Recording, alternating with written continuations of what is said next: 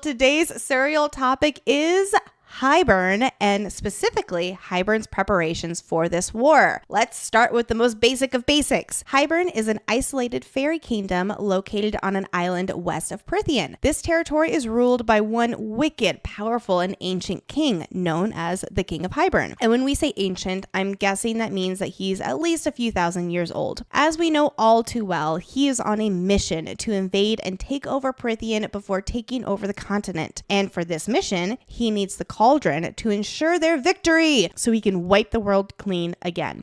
Let's talk about the geography and the people of Hybern. Based on the map that we have available, we can gather that Hybern is approximately 1/3 the size of Prythian, which is actually a pretty good size. Hybern has clusters of mountain ranges, and closer to the King of Hybern's castle, there are tall, bone-white cliffs that sit high above the waves. Their tops are flat and grassy, leading to barren hills. When Feyre visits this territory, she gets an overwhelming sense of nothingness here. There seems to be no animal life aside from the fairies that live here. Speaking of the fairies that live here, the High Fae of Hybern are described as having pale or ruddy skin with black eyes that seem soulless and cold from centuries of cruelty. There are also various lesser fairy species like the adder, and just in case it needed to be said, there are absolutely no humans in Hybern, nor is there any mortal land on this island like there is south of Prythian and on the continent. I'm going to give just a brief history lesson here on Hybern since I know that we've covered it from multiple angles already.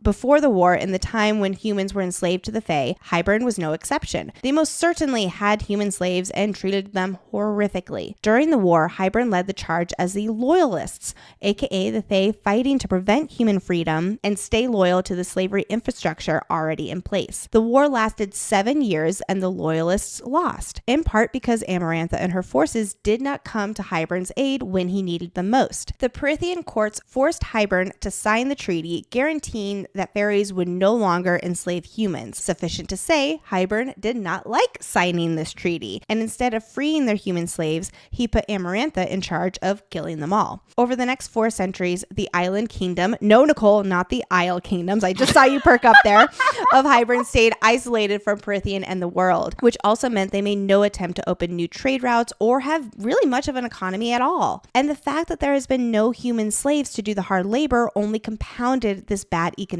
situation. This led Hybern's territory to sink into poverty and decay, which the king actually let happen on purpose because this resentment and hatred grew and grew. It festered over the centuries for the outside world and the outcome of the war. Now Hybern is at boiling point and ready to retaliate against everyone who stands in their path to a golden age once again, because yes, that is what they called the pre-war time, the golden era, and they have been in what's known among Hybern as the Dark Age in the centuries since the war. As the King of Hybern will say to Rhys during the Adriata attack, quote, "I have no interest in spending another 5 centuries seeing my people bow before human pigs, seeing them claw out a living while you shield and coddle those mortals, granting them our resources and wealth in exchange for nothing. So we shall reclaim what is ours, what was always ours, and will always be ours."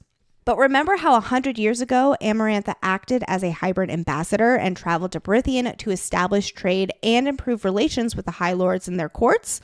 As we know, when the Hybern ships brought over goods, what goods, I don't know considering how barren Hybern is, but anyway, Amarantha also sent over her personal forces to take Prythian for herself and rule over it. The King of Hybern let her do her thing and considered it an experiment for how Hybern might break these people. Amarantha's reign also served as good motivation for Hybern's allies on the continent to join them, knowing what would await them. He let her live in these lands for so long because, hey, she was there doing his dirty work. He didn't have to do anything himself. But while Amarantha ruled, the king had not yet found the cauldron despite many years of searching. But now in our story, he has of course found the cauldron, and what's more, he ransacked the 3 priestess temples where its 3 feet were hidden. So now not only does he have the legendary cauldron, but also all of its feet to make it at full power. Gosh darn it, there's those feet coming up again in our story.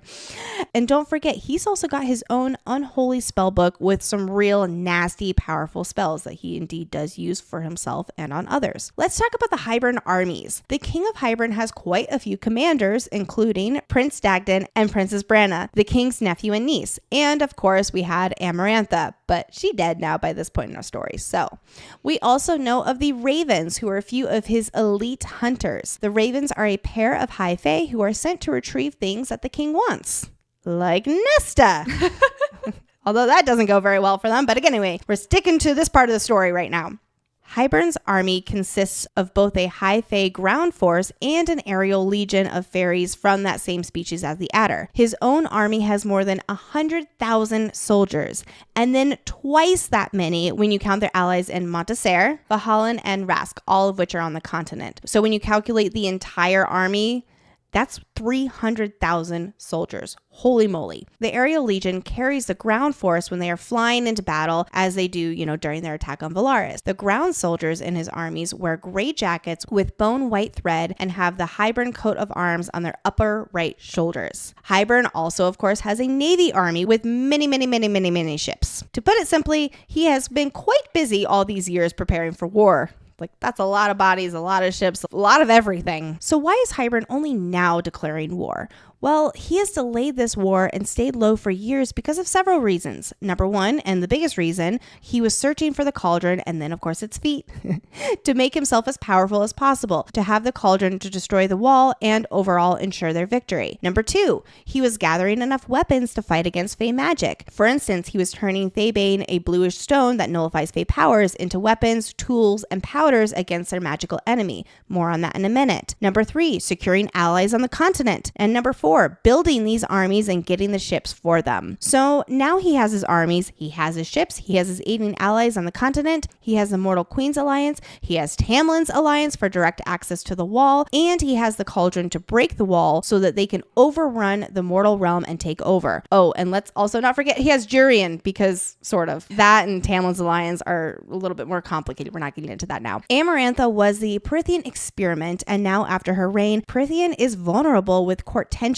as they all try to recover from the last 50 years. Now's as good a time as any to go to war. Last but not least, let's touch on the Hybern weapons that they use. Hybern and his forces use Feybane, like I mentioned earlier, against his enemies in varying ways. Feybane is a bluish stone in Hybern that can be ground up into fine powder or molded into objects. On the battlefield, Hybern armies spread Feybane like a fine mist, think chemical gas.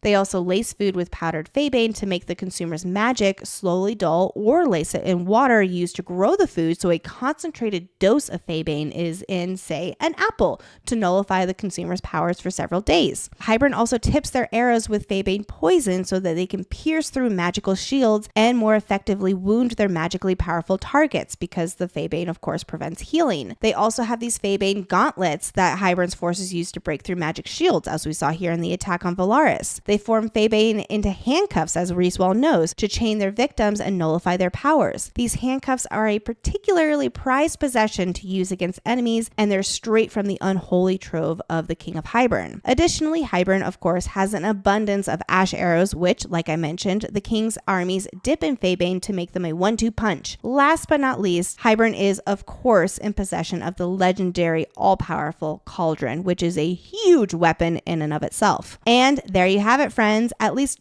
part one of a Hybern surreal tea time. I feel like we're barely scratching the surface with the king and his territory and the war, but luckily we have a whole other book to go into more detail and expand on this.